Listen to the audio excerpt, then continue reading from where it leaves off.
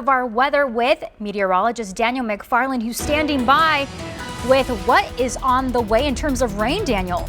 We've already seen one severe thunderstorm warning so far today. It was closer towards San Simon and Bowie, but Tucson, now you're starting to see a little bit of that rain head your direction. And as you can see, there's a couple thunderstorms out there.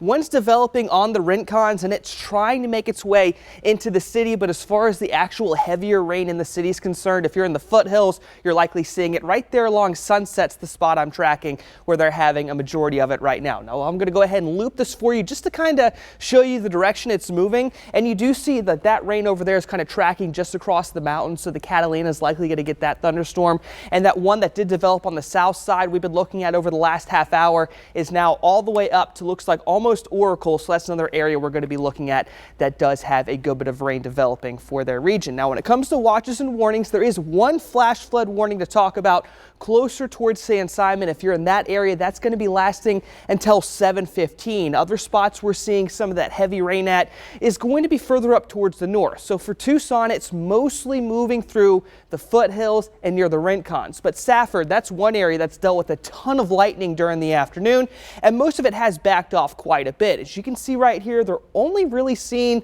right about, it looks to be 37 lightning strikes over the past 5 minutes. Now I did check this about an hour ago when it was closer to 140. So if you're in Safford, you've likely been hearing a lot of that thunder. That is going to continue to die down for you. But one thing that's not, looks like that rain is starting to pick up even more. So even though the thunderstorm's starting to die down, the rain's still sticking with you.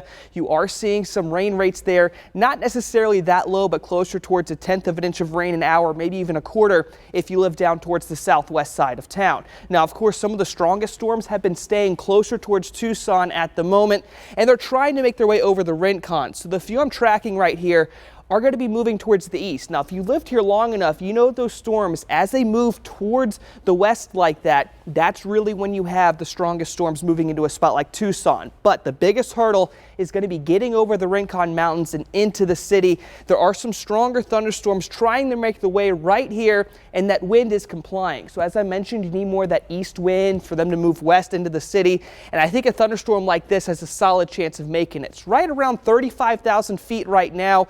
Plenty of lightning with it. Not really seeing too much of a hail core, so it's not going to go severe or anything like that, but it's just going to be one we're tracking over the next few minutes that has potential to make it into the east side of town.